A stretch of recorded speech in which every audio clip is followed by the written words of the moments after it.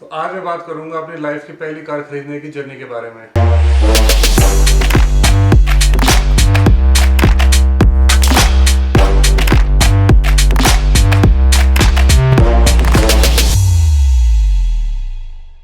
तो आज हम जा रहे हैं अपनी गाड़ी पिक करने, जिसका बहुत टाइम से वेट था। और ये हमारी कनाडा में आने के बाद 3 साल बाद पहली गाड़ी होगी। हमने आज तक गाड़ी नहीं खरीदी। 3 साल हम बस, सी ट्रेन, ऊबर के भरोसे हम अपनी लाइफ काट रहे थे कनाडा में। तो बहुत टाइम से वेट था। खैर कनाडा की नहीं, मेरी तो लाइफ की पहली कार है। मेरे पास तो इंडिया में भी कार नहीं थी, मैं मोटरसाइकिल चलाता था रॉयल एनफील्ड। तो बस वही जा रहे हैं लेने। मेगा पीछे बैठी है, बस अब थोड़ी देर में हम अपनी गाड़ी के अंदर होंगे। हेलो दोस्तों, welcome back to my channel. तो यस, आज की वीडियो में बात करने वाला हूँ अपनी लाइफ की पहली कार खरीदने की जर्नी के बारे में। इंडिया में ना, मैं उस फैमिली से आता हूँ जहाँ पे ना सिर्फ ताऊ जी और मामा जी के पास कार हुआ करती थी। हमारे पास बजाज का स्कूटर हुआ करता था। और जॉब लगने के बाद भी ना मैंने मोटरसाइकिल ही खरीदी थी। तो लास्ट जो मोटरसाइकिल मैंने खरीदी थी वो रॉयल एनफील्ड की थी। तो 2014 में बुलेट के आने के बाद ना मैंने नॉर्थ इंडिया को बहुत एक्सप्लोर किया था। इनफैक्ट मैं दिल्ली से काजा खास, हिमाचल में एक जगह, वहाँ भी ट्रैवल करने गया था। इवन दिल्ली से मुनस्यारी टूवर्ड्स नेपाल बॉर्डर की तरफ, वहाँ भी ट्रैवल करने गया था। तो टोटल मैंने ऐसे बहुत सारे ट्रिप मारे हैं जिसमें 4-4 दिन, 7-7 दिन तक मैं घर से बाहर रहा हूँ मोटरसाइकिल पे। मुझे याद है कि मेगा से मेरी बात शुरू हुई थी, वो मुनस्यारी वाले ट्रिप में मेरी बातचीत शुरू हुई थी, क्योंकि हम दोनों को एक दूसरे की प्रोफाइल पसंद आई थी डेटिंग ऐप में, जहाँ पे कॉमन इंटरेस्ट निकला था ट्रैवल को लेके। तो वही चीज़ हम दोनों की क्लिक कर गई थी। इनफैक्ट शादी के बाद भी ना हनीमून पर मोटरसाइकिल पर ही गए थे। दिल्ली से हिमाचल हमने ट्रैवल किया था। 7-8 दिन का हमने ट्रिप बनाया था, वो हमने पूरा मोटरसाइकिल पे ही कवर किया था। और वो भी सर्दियों के टाइम पे, क्योंकि 2 दिसंबर को हमारी शादी हुई थी और 5 दिसंबर को हम दिल्ली से निकले थे हिमाचल के लिए। तो बड़ा ही मजेदार ट्रिप था वो। और हनीमून से वापस आने के बाद तो हमने एक ऐसा रूटीन बना रखा था कि हमें हर महीने कहीं ना कहीं मोटरसाइकिल पर घूमने ही जाना है। चाहे वो कहीं भी हो, दिल्ली के पास मतलब जयपुर, ऋषिकेश या लैंडस्टाउन, कोई भी ऐसी जगह हो, हमने जाना ही जाना है। कुछ जगह नहीं भी समझ में आती थी ना कि इस महीने कहाँ जाए, तो हम मुंह उठा के ऋषिकेश चले जाया करते थे। तो इतना सारा बुलेट पर घूमने के बाद ना हमारे कार लेने की कभी प्रायोरिटी बनी नहीं। और फिर कुछ टाइम बाद ना हमारा प्लान ही बन गया था कनाडा मूव होने के लिए। और फिर जब हम कनाडा मूव हुए ना, तो कोविड अपने एकदम पीक पे था। तो हमारे को फ्यूचर का पता नहीं था कि आगे क्या होगा क्या नहीं होगा। फाइनेंशियल बैकग्राउंड भी इतना स्ट्रांग नहीं था।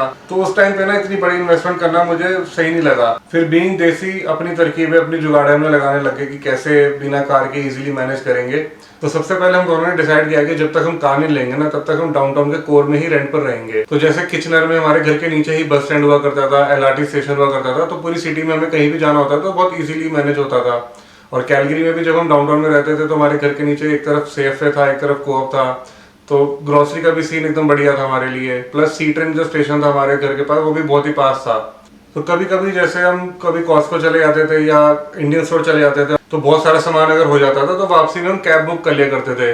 क्योंकि हमें लगा था कि अगर हम महीने में 10 बार भी कैब बुक कर लेंगे तो उतना खर्चा नहीं होगा जितना एक मंथली खर्चा एक कार को लेने के बाद आएगा। और जो इंडियन स्टोर जहाँ पे हम रेगुलर ग्रोसरी करने जाते थे, तो वो $8 में घर पे डिलीवर भी कर दिया करते थे डाउनटाउन में। तो हमें इतना प्रॉब्लम हुआ नहीं कभी ग्रोसरी को लेके कि बिना कार के मैनेज कैसे होगा। बाकी भगवान ने दोस्त बहुत अच्छे दिए कैलगरी के अंदर। जैस्पर जैसी जगह हो गई या गोल्डन जैसी जगह हो गई जहाँ पे हमने कैंपिंग करी थी, वो हम दोस्तों के साथ ही घुमाए बिना, जब हमारे पास कार नहीं थी तो हम उनके साथ ही चले जाया करते थे। इनफैक्ट जब हम मूव भी करे थे तो हमारे दोस्तों ने हमारी बहुत हेल्प करी थी सामान मूव कराने में। तो ओवरऑल ना हमने कार ना लेकर काफी पैसा बचाया और कमाया भी, क्योंकि हमने पार्किंग स्पॉट जो हमें मिला हुआ था वो हमने रेंट आउट कर रखा था अपनी बिल्डिंग में। उससे पैसे भी आते थे हमारे को। तो जब हम कैलगरी मूव हुए थे तो घर खरीदने के पर्पज से ही मूव हुए थे, क्योंकि 5% डाउन पेमेंट इकट्ठा करने में हमारी काफी हेल्प मिली थी हमें कार ना खरीदने से। क्योंकि अगर हम कार खरीदते ना तो ना करते हुए हमारे $800 से $1000 हर महीने खर्चे होते ही होते कार के ऊपर, जो फिक्स खर्चा होता ही होता हमारा। और मुझे याद है वो दिन भी जब हम दोनों, मैं और मेगा, बस से वापस आए थे घर के पेपर साइन करके। हाथों में हमने अपने प्रॉपर्टी के पेपर रखे हुए हैं जिस घर में आज मैं बैठा हुआ हूँ। और हम जब डाउनटाउन उतरे, डाउनटाउन उतरने के बाद हमने स्कूटर हायर किया। पैसे कम खर्च करे तो हमने एक ही स्कूटर पे दोनों ट्रैवल कर रहे हैं। मेगा ने यहाँ पे घर के पेपर पकड़े हुए हैं और मैं स्कूटर चला के घर जा रहा हूँ बस स्टैंड से लेके। तो बहुत बढ़िया टाइम था वो वाला, कि आज भी वो टाइम हमें याद है कि बिना कार के हमने कितना एंजॉय किया है। और फिर जब घर लेने का प्लान बन ही गया था ना, तो कार का ऑटोमेटिकली प्लान डिले हो गया, क्योंकि हमें पोजेशन से पहले अपने सर के ऊपर कोई और कर्जा नहीं चाहिए था। मगर जब फाइनली हम महोगनी मूव हो गए ना, तो मूव होने के कुछ दिन बाद ही हम दोनों को रियलाइज हो गया कि नहीं भाई, अब तो गाड़ी लेनी ही पड़ेगी, अब बिना कार के गुजारा नहीं होगा। क्योंकि जहाँ पे मैं काम करता था ना, वहां से मेरा ट्रैवल टाइम बहुत ज्यादा बढ़ गया था घर तक, महोगनी आने तक। 1.5 घंटा मुझे जाने में लगता था, 1.5 घंटा मुझे फिर आने में भी लगता था, प्लस घर से बस स्टैंड तक चल के जाना। तो बहुत वो हो गया था, हेक्टिक हो गया था कि कुछ और काम करने का मन ही नहीं करता था घर आने के बाद। फिर हमारे एक फ्रेंड का प्लान बना गाड़ी खरीदने का, तो हमने उसके साथ चले जाते थे हमेशा जब भी वो डीलर के पास जाता था। क्योंकि कभी लाइफ में गाड़ी खरीदी तो थी नहीं, तो प्रोसेस भी नहीं पता था, या बात कैसे करते हैं कार लेने के लिए वो भी नहीं पता था। तो वो सब प्रोसेस सीखने के लिए ना उसके साथ चले जाते थे, देखते थे कैसे गाड़ी खरीदनी है, कैसे गाड़ी को क्या चेक करना है, क्या पूछना चाहिए। तो वो सारा प्रोसेस हमने जाना उस टाइम। तो कुछ टाइम बाद में हमने ब्रांड शॉर्टलिस्ट की कि कौन कौन से ब्रांड्स हमने कंसीडर करने हैं गाड़ी खरीदने के लिए, like Toyota, Honda, Nissan, Mazda और किया। और हमने डिसाइड कर रखा था कि हमें ना मिड साइज की एसयूवी कार चाहिए। और हमने ना एक बजट बना रखा था $500 का कि मंथली पेमेंट टोटल जो होगी बाई वीकली $500 तक का हम इसमें ही खर्च करेंगे।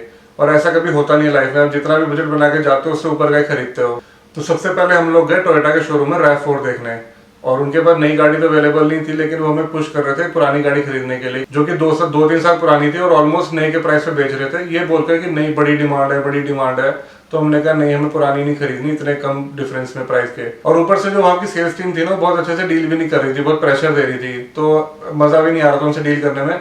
तो हम दोनों का ना मन खट्टा सा हो गया है टोयोटा से कि नहीं, अब टोयोटा लेना ही नहीं है। तो उसके बाद हम लोग गए किया के शोरूम में और निसान के शोरूम में। किया के शोरूम में हमने देखी किया की स्पोर्टाज, बहुत ही प्यारी गाड़ी लगी, मजा आ गया देख के। बहुत ही फैंसी गाड़ी थी, इतनी लंबी स्क्रीन फ्रंट पे, डैशबोर्ड में लेफ्ट से लेकर राइट तक। बहुत ही रफ एंड टफ गाड़ी नहीं लगी मुझे, वो बहुत फैंसी सी गाड़ी लगी थी किया की स्पोर्टाज। तो उसके बाद हम लग गए निसान के शोरूम में, वहां पे हमने देखी निसान की रोग। तो उसको देखने के बाद, उसको बैठने के बाद लगा कि नहीं यार, ये थोड़ी जानदार गाड़ी है, मजेदार गाड़ी है, रफ एंड टफ लग रही है। तो उसके हमने रिव्यूज भी बहुत अच्छे सुने थे, जिनके पास निसान रोग ऑलरेडी है, हमने काफी लोगों से पूछ रखा था। तो उसको हमने फिर डिसाइड किया कि यार इसके साथ हम जाते हैं। तो उसके ना 4 ट्रिम आते हैं निसान रोग के यहाँ पे, S, SV, SL और प्लेटिनम। लेकिन रिसेंटली कुछ टाइम पहले ना उन्होंने SV में एक मिड रेंज और निकाली थी, SV मिडनाइट एडिशन, जिसमें बहुत सारे फीचर उन्होंने ऐड कर रखे थे। तो बहुत ही परफेक्ट लगा हमारी वैल्यू फॉर मनी के हिसाब से, कि जितना हमने बजट बनाया था या थोड़ा सा ऊपर उससे हम चले गए, तो जितना भी हमने सोचा था उसके बारे में जो फीचर्स मिल रहे थे वो बहुत ही अच्छे हमें लगी। तो हमने डिसाइड कर लिया कि हमें कौन सी गाड़ी खरीदनी है, निसान रोग की SV मॉडल मिडनाइट एडिशन के साथ, और बोल्डर ग्रे कलर की। 3 ही कलर आते हैं, व्हाइट और ब्लैक और बोल्डर ग्रे। तो हमने बोल्डर ग्रे सोच लिया कि यही लेना है। फिर उसके बाद जो मेघा ने फोन घुमाया ना भाई, लेथब्रिज से लेकर एडमिंटन तक, यानी कोई डीलर उसने नहीं छोड़ा हुआ, कहाँ फोन नहीं उसने घुमाए। तो हमें प्राइस मिले 312 से लेकर 380 तक हमें प्राइस मिले। इतना वेरिएंट हमें मिला प्राइसेस के अंदर कि 380 भी दे रहा है कोई एडमिंटन में, रेड डियर में, और 312 हमें कोई ओकोटॉक्स में भी दे रहा है। तो इतने सारे फोन घुमाने के बाद ना सबसे बेस्ट प्राइस जो हमें दिया था वो ओकोटॉक्स निसान ने दिया था, $312 का, जो कि सबसे लोएस्ट अभी तक का। लेकिन जो कार की डिलीवरी आ रही थी ना उनके पास, वो आ रही थी 1 महीने के अंदर। और भी काफी सारे डीलर हमने घूमे जहाँ पे कभी कहीं पे $4-5 ऊपर नीचे था जहाँ मिल रहा था, लेकिन वो ढंग से बात नहीं कर रहे थे, बहुत ज्यादा प्रेशर दे रहे थे। उनको हमने बता चुके थे कि भाई हम पहली बार गाड़ी खरीद रहे हैं तो इतना प्रेशर मत डालो, लेकिन वो हर थोड़ी देर बाद can we have a deal, can we have a deal ऐसे करे जा रहे थे। तो आज भी हम वहां से निकलते हैं ना, मेघा को चिढ़ाता हूँ मैं बार बार, can we have a deal, can we have a deal. तो इतने सारे धक्के खाने के बाद ना हमने बोला कि ठीक है मेघा, हम ओकोटॉक्स जाते हैं, वहां से गाड़ी खरीदते हैं। तो हमने उनको फोन किया कि भाई हम तुम्हारे साथ फाइनल करना चाहते हैं। तो उनके शोरूम गए भाई, वहाँ पे जो एक्सपीरियंस रहा ना हमारा गाड़ी खरीदने का, वो बहुत ही मजेदार रहा, बहुत ही स्मूथ, कोई प्रेशर नहीं, बाकी डीलरों की तरह कोई उन्होंने हमें प्रेशर नहीं डाला किसी चीज़ का कि आपको ये लेना ही पड़ेगा, साथ में तभी गाड़ी मिलेगी, ऐसा कुछ भी नहीं था। तो उन्होंने बस इतना बोला था कि 3 से 4 हफ्ते लगेंगे गाड़ी को आने में। तो हमने $312 में हमने डील फाइनल करी और हमने बोला कि ठीक है विद इन अ मंथ हमारे को आप गाड़ी दे देना। तो अब उसके 2 हफ्ते बाद ही ना मेरे को फोन आता है एवन का, जो वहाँ पे रेस सेल्स रिप्रेजेंटेटिव है निसान में। उसका मुझे फोन आया कि यार आपकी गाड़ी आ गई है, आप आ जाओ लेने। हम दोनों बड़े खुश, हम लोग गए उनके पास गाड़ी खरीदने। तो लेकिन अब क्या हुआ, इंश्योरेंस ने हमें चोट दे दी। तो इंश्योरेंस कंपनी का ना कुछ पॉलिसी थी कि ऐसा कि हम उनके नए कस्टमर थे और हमें 1 साल भी नहीं हुआ था, क्योंकि जिस कंपनी से हमने घर का इंश्योरेंस लिया था ना उसी से हम गाड़ी का लेना चाहते थे। और अब अभी हमें 6-7 महीने ही हुए थे घर को लिए, तो उनके 1 साल पुराने कस्टमर नहीं थे। तो वो सारे गाड़ी का इंश्योरेंस प्रोसेस करने में उन्होंने बोला 6 से 7 दिन और लगेंगे। तो फिर हमारा मूड खराब कि गाड़ी वहां खड़ी है, हम गाड़ी में बैठ के भी आ गए कि ये गाड़ी हमारी होने वाली है, लेकिन हम लेके नहीं जा सकते थे क्योंकि इंश्योरेंस नहीं मिला था। तो प्लीज मेक श्योर अगर आप फ्यूचर में गाड़ी खरीद रहे हो नई वाली और आपके पास इंश्योरेंस का लेने का टाइम है तो पहले लेके रख लो, ताकि वो बाद में और डिले ना हो जाए, क्योंकि 6 से 7 दिन लग जाते हैं अगर आप नए कस्टमर इंश्योरेंस कंपनी के लिए। तो 6-7 दिन बाद फाइनली हमारा इंश्योरेंस भी आ गया, तो हम गाड़ी ले आए। टोटल पेमेंट जो हमारी गाड़ी की जाती है वो $624 जाती है मंथली, और $170 हमारे इंश्योरेंस के जाते हैं। एंड आई सजेस्ट यार कि अगर आप निसान की गाड़ी खरीदना चाहते हो ना, तो प्लीज एक बार निसान ओकोटॉक्स जाना, वहाँ पे एवन से मिलना, उसके बाद फिर आप डिसाइड करना कहीं और से लेना। मैं हाईली रिकमेंड करूंगा उस शोरूम को, वहां जाकर जरूर मिलना एक बार। तो फाइनली 11 जुलाई 2023 को हमारी गाड़ी की चाबी मिली, और हमने अपने सारे दोस्तों को फोन किया जो घर के आसपास रहते थे कि तुम फटाफट घर पहुंचो, हम गाड़ी लेके आ रहे हैं, हम पूजा वूजा करनी है, तो सब साथ आ जाओ। तो हमने बैठ के आराम, घर के बाहर ही हमने छोटी सी पूजा करी, थोड़ा हमने नींबू वींबू लगाए गाड़ी के नीचे, थोड़ी पूजा करी, नारियल फोड़ा, फिर भगवान जी का नाम लेके हमने श्री गणेश किया, गाड़ी चलाई और एक अच्छे नोट पे हमने गाड़ी की शुरुआत करी। और सच बताऊं हमें आज भी बिलीव नहीं होता कि हमारी गाड़ी है। हम जब कहीं घूमने जाते हैं ना मैं और मेघा, तो हम एक दूसरे को कंफर्म करते रहते हैं क्या ये हमारी गाड़ी है, कहीं हमने रेंट पे तो नहीं ले रखी, सच में हमारी गाड़ी है। नो डाउट गाड़ी लेने के बाद लाइफ बहुत आसान हो गई, कहीं भी आना जाना बहुत कम टाइम में हो जाता है, बहुत टाइम बचता है। लेकिन जब हमारे पास गाड़ी नहीं भी थी, वो 3 साल हमने कभी क्रिप नहीं किया, हमने कभी कंप्लेंट नहीं करी कि हमारे पास गाड़ी नहीं है, गाड़ी लेनी है। तो वो टाइम पे हमने बहुत एंजॉय किया जब बिना गाड़ी के हम थे। तो ये थी मेरी छोटी सी स्टोरी मेरी लाइफ की पहली गाड़ी खरीदने को लेके। अगर आपको ये स्टोरी मेरी पसंद आई हो प्लीज मेरे चैनल को सब्सक्राइब कर दीजिए और वीडियो को लाइक कर दीजिए। आई नो बहुत सारे लोग अभी मेरी वीडियोस देखते हैं, क्योंकि स्टैट्स में दिखाता है कि 76% लोग मेरी वीडियोस देख तो रहे हैं, लेकिन उन्होंने अभी तक सब्सक्राइब नहीं करा चैनल को। तो मैं उनसे रिक्वेस्ट करना चाहूंगा प्लीज मेरे चैनल को सब्सक्राइब कर दो। ये आपके लिए फ्री है, लेकिन मेरा मोटिवेशन उसमें बढ़ जाता है। तो जल्दी से मिलते हैं नेक्स्ट वीडियो में, तब तक के लिए बाय बाय।